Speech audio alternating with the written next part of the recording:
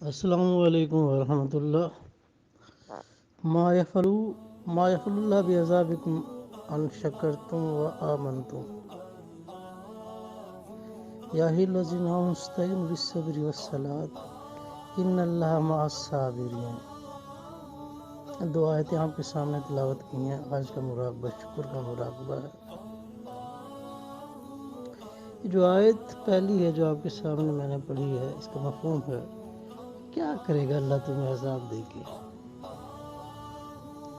مطلب کہ اللہ کو نفسانی طور پہ خوشی نہیں ہوتی کہ وہ تمہیں عذاب دے کے اس کی بڑائی بیان ہو جائے گی۔ وہ تمہیں عذاب نہیں دینا چاہتا، دنیا و آخرت کے اندر تمہیں آرام سے سہولت سے رکھنا چاہتا ہے، لیکن شرط یہ ہے کہ ان شکرتم و آمنتم، اگر تم شکر گزار بن جاؤ اور ایمان والے بن جاؤ۔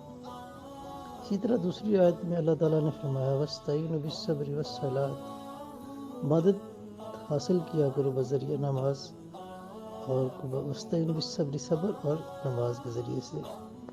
ان اللہ مع الصابرین، اللہ صابروں کے ساتھ ہے۔ دیکھیں دونوں آیتوں کے اندر، ایک آیت کے اندر شکر کا درجہ ایمان سے پہلے رکھا ہے۔ یہ ممکن ہی نہیں کہ ناشکر آدمی جو ایمان کی حلاوت چکھ سکے۔ زبانی مومن تو ہو سکتا ہے، لیکن در حقیقت ایمان اور توکل اور اللہ تعالیٰ کے اوپر جو ایمان ہے اس نے مزہ نہیں چکھا۔ اسی طرح دوسری آیت کے اندر قرآن کریم حکمت ہے، اس کے اندر جو الفاظ کی ترتیب ہے وہ بھی کیٹیگرائز ہے، وہ پرائرٹی کے مطابق ہے، یعنی جو لفظ پہلے آ رہا ہے وہ درجے میں اول ہے۔ دوسری آیت کے اندر بھی نماز سے پہلے صبر کا درجہ رکھا ہے، اور یہ نہیں کہا کہ اللہ نمازیوں کے ساتھ ہے، یہ بس صابرین کے ساتھ ہے۔ مطلب صبر کی کیفیت پیدا نہیں ہو رہی تو نماز بنی نہیں ہے۔ آج کا مراقبہ جو ہے وہ شکر کا مراقبہ ہے۔ دیکھیں جس طرح کل عرض کیا تھا کہ کائنات کے اندر مختلف قسم کے فیوز اور رحمتیں متواتر آ رہی ہیں۔ یہ جو آپ مختلف رنگ کے پھول دیکھتے ہیں، سائنس کہتی ہے رنگ ان کا اپنا نہیں ہے، بلکہ جو کائنات کے اندر موجود رنگ ہیں انہوں نے ان میں سے کچھ رنگ جذب کی ہیں، کچھ پھول کچھ رنگ جذب کرنے کی صلاحیت رکھتے ہیں تو وہ اس رنگ کے نظر آتے ہیں۔ یہی مثال فیض کی ہے کہ کائنات کے اندر فیوز جو ہیں وہ بے شمار فیوز ہر چیز کی ضرورت کے مطابق جو ہیں وہ متواتر برس رہے ہیں۔ ان فیوز کو ہماری روح اپنی طلب اپنی بھوک کے مطابق جذب کرتی ہے، اگر وہ جذب کرنے کے قابل ہو تو۔ پھر جو فیض وہ جذب کرتی ہے اس فیض کے اندر اس کی روح جو ہے وہ رنگ جاتی ہے۔ تو جو یہ فیوز ہیں ان کو حاصل کرنے کے پہلے وہ جو سینسیٹیو پوائنٹ ہیں، جو ہمارے حصے ہیں روحانی، ان کا بیدار ہونا بہت ضروری ہے، جن کو ہم لطائف کہتے ہیں۔ تو فیوز مراقبے یا رحمتیں جذب کرنے کے لیے لطائف کا جاری ہونا بہت ضروری ہے۔ تو 5 لطائف آپ کے سینے میں ہیں، 2 جو ہیں وہ جو چھاتی ہے نیپلز ہیں ان سے نیچے ہیں لیفٹ اور رائٹ پہ، اور 2 چھاتی سے اوپر ہیں، ایک سینٹر میں ہے سینے کے، ایک ماتھے پہ، اور 7واں جو ہے وہ سر کے اندر ہے۔ یہ ایکٹیو ہونا ضروری ہے، ان کا چلنا بہت ضروری ہے، ان کے اندر وائبریشن ہونا بہت ضروری ہے۔ جب یہ لطائف چل جاتے ہیں تو پھر یہ رحمت کیچ کرتے ہیں۔ دوسرا مراقبہ بڑا عظیم الشان مراقبہ ہے۔ پہلا مراقبہ تھا گناہوں کی معافی کا جو کل کرایا گیا تھا۔ آج جو مراقبہ ہے وہ ہر نعمت کے شکرانے کا فیض ہے۔ اللہ نے ہمیں انگنت نعمتیں عطا فرمائی، تو اپنا چہرہ دیکھ، آنکھ دیکھ، زبان دیکھ، اٹھنا دیکھ، بیٹھنا دیکھ، ہاتھ دیکھ، پاؤں دیکھ، چلنا دیکھ، پڑھنا دیکھ، لکھنا دیکھ، ایک ایک اعضاء کو دیکھ کیسے اللہ نے سنوار کے تجھے پیدا کیا، انسان بنایا، جانور نہیں بنایا، اشرف المخلوقات میں سے بنایا، اور سب سے بڑھ کے یہ کہ حضرت وسلم کی امت میں پیدا کر دی ہے۔ اگر امت میں بھی پیدا نہیں کیا، کم از کم اس دور میں تو جی رہے ہو کہ جس دور میں حضور اکرم صلی اللہ علیہ وسلم کی رسالت کی معلومات تمہارے ارد گرد موجود ہیں، تم چاہو تو ان سے فائدہ اٹھا سکتے ہو۔ تو اتنی بے بہا نعمتیں اللہ تعالیٰ نے ہمیں بن مانگے عطا فرما دی. یہ اللہ تعالیٰ کی محبت ہے جو اللہ تعالیٰ انسان سے کرتا ہے.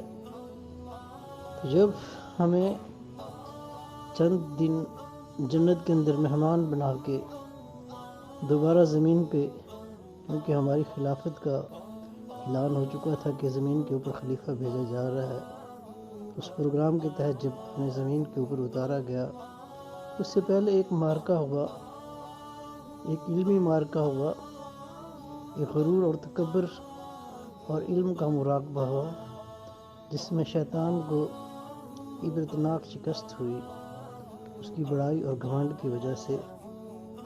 اس نے کہا میں آگ سے بنا ہوں، یہ مٹی سے بنا ہوا ہے تو میں اعلیٰ ہوں. اس نے خود کو اپنے ایک اعلیٰ مقام پہ فائز کر لیا، حالانکہ کوالٹی انجینئر نہیں تھا کہ چیزوں کی میٹیریل ٹیسٹ کرتے اور کہتے کہ فلاں چیز گھٹی اور فلاں چیز اعلیٰ ہے.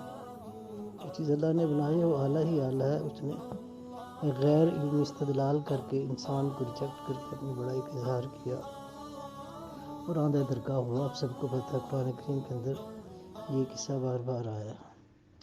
اس کے بعد اس نے مہلت طلب کی، اس پلان کے مطابق اس کو مہلت دے دی گئی تاکہ کھوٹوں کو کھرے سے چھان لیا جائے. اس کے لیے ایک چھلنی مہیا کی گئی، اس چھلنی کا نام شیطان ہے. وہاں شیطان نے یہ کلیم کیا کہ میں ان کے ہدایت کے راستے کے اوپر بیٹھ جاؤں گا. احادیث سے یہ چیز واضح ہوتی ہے کہ شیطان انسان کے دل کے اوپر بیٹھا ہے، گویا انسان کا جو دل ہے وہ ہدایت کا راستہ ہے جس کو اللہ کی طرف لے جاتا ہے. وہاں اس نے کلیم کیا کہ میں ان میں اکثریت کو ناشکرہ بنا دوں گا، جو نعمتیں تو نے دی ہیں ان سے ناشکری اختیار کریں گے اور ناشکرہ بنا کے میں ان کو گمراہ کر دوں گا. اللہ تعالیٰ نے کہا جو میرے خالص بندے ہیں، یہاں خالص کا لفظ جو ہے استعمال کیا گیا. اللہ تعالیٰ کو پتہ تھا عالم ارواح کے اندر کہ کون سی خالص روحیں ہیں اور کون سی روحیں خالص نہیں ہیں. تو اللہ تعالیٰ نے فرمایا جو میرے خالص بندے ہیں ان کے اوپر تیرا داؤ نہیں چلے گا. گویا ناشکری کا مرض جو ہے وہ شیطان پیدا کرتا ہے. ہمیں انسان ہونا ہی بہت بڑی مسرت کا باعث ہے. اس کائنات کے اندر اللہ تعالیٰ نے ہمیں پیدا کیا، گھر دیا، بیوی بچے دیے، اولاد دی، تعلیم دی، نوکریاں دی. ہم اس قابل تھوڑی تھے. اللہ نے رزق دیا، ہاتھ پاؤں دیے، محنت کرتے ہیں، ہم ملازمت کرتے ہیں. اتنی نعمتیں بے شمار اللہ تعالیٰ نے ہمیں دی.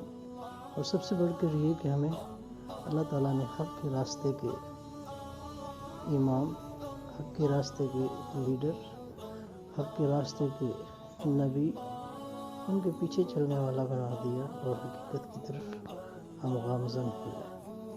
یہ جو مراقبہ ہے، جب آپ اس مراقبے کا فیض مانگیں گے، اس مراقبے کا فیض بھی دل کے اوپر آئے گا، دل کے اندر ٹھنڈک محسوس ہوگی. تو جو آپ اس مراقبے کو کرتے جائیں گے، یہ فیض آپ کے دل کو لپیٹ لے گا اور ناشکری کو نکال دے گا. پھر آپ عبدن شکورہ بن جائیں گے، اللہ کے شکر گزار بندے بن جائیں گے.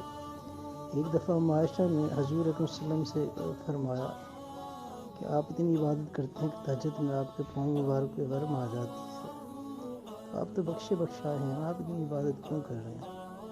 اللہ کے حبیب نے فرمایا کہ میں اللہ کا شکر گزار بندہ نہ بنوں. شکر گزاری آئے گی اس مراقبے سے، اور شیطان کا جو چیلنج ہے اس کو شکست دینے میں انسان کامیاب ہوگا. شکر گزاری دراصل وہ جذب ہے جو آپ کے اندر مثبت رویے پیدا کرتا ہے، اور حالات جیسے بھی ہوں آپ کہتے ہیں کہ یہ وقت گزر جائے گا. اللہ تعالیٰ نے کل بہت اچھا وقت گزارا، ماضی بہت اچھا گزرا ہے، یہ تکلیف آ گیا تو کوئی حرج نہیں، اچھا وقت بھی آئے گا. تو احساس کمتری آپ کو چت نہیں کرتی، آپ کو نیچے نہیں گراتی، آپ آگے بڑھنا شروع کر دیتے ہیں. اللہ آپ کا رفیق بن جاتا ہے، آپ کا تعلق اللہ تعالیٰ سے ہو جاتا ہے، اور ہر حال کے اندر آپ صبر اور شکر والے بن جاتے ہیں، یعنی ایمان والے بن جاتے ہیں.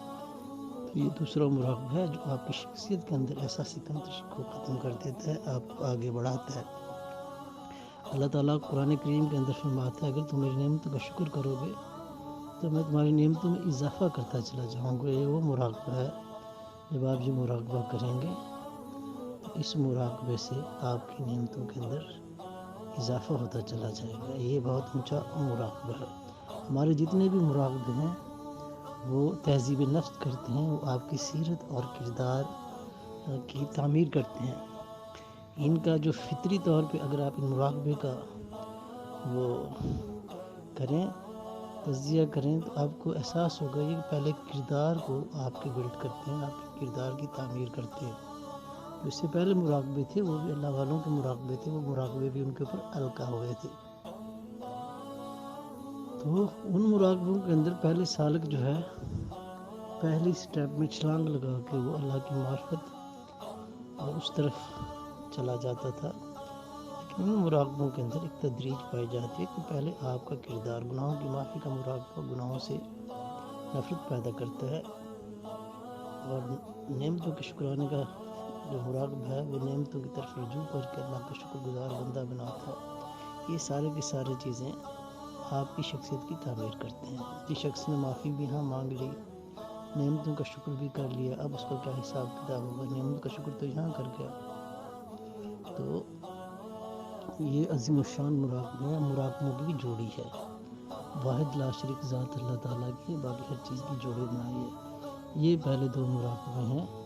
یہ دونوں مراقبے ایک دوسرے کے کمپلیمنٹری ہیں، یعنی ایک دوسرے کو یہ پورا کرتے ہیں۔ ایک دوسرے کی جو کمی ہے اس کمی کو یہ ایک دوسرے کی کمی کو پورا کر کے پرفیکشن کی طرف لے جاتے ہیں۔ پہلے مراقبے سے جو گناہوں کی معافی کا ہے، آپ کے اندر احساس ندامت پیدا ہوتا ہے اور آپ سمجھتے ہیں کہ آپ حقیر ترین مخلوق ہیں، اور کون سا گناہ ہے جو آپ سے سرزد نہیں ہوا، تو رونا اور مانگنا آتا ہے۔ دوسرے مراقبے کے اندر وہ جو کیفیت ہے، مطلب اپنی کچھ نہ ہونے کی اور اپنی ذلت کی اپنی نظم کے اندر، اس کو یہ مراقبہ کمپلیمنٹ کرتا ہے، اور انسان کہتا ہے کہ اللہ تعالیٰ نے پوری کائنات میرے لیے پیدا کی ہے، سانس لے رہا ہوں تو اس کا شکر ہے، دیکھ رہا ہوں تو اس کا شکر ہے۔ تو وہ اللہ تعالیٰ کی طرف پھر کہتا ہے گناہوں کے باوجود اللہ تعالیٰ کی بے شمار نعمتیں میرے اوپر موجود ہیں، تو اس کے اندر شکر کا اور خوشی کا جذبہ پیدا ہوتا ہے۔ گویا یہ دونوں مراقبے ایک دوسرے کی کمپلیمنٹری ہیں، ایک دوسرے کو جو ہے نا وہ مکمل کر رہے ہیں۔ تو مراقبے بہت ضروری ہیں۔ اس مراقبے کا فیض دل پہ آئے گا۔ طریقہ کار وہی ہے، اپنے دل پہ میرے ساتھ ہاتھ رکھیں۔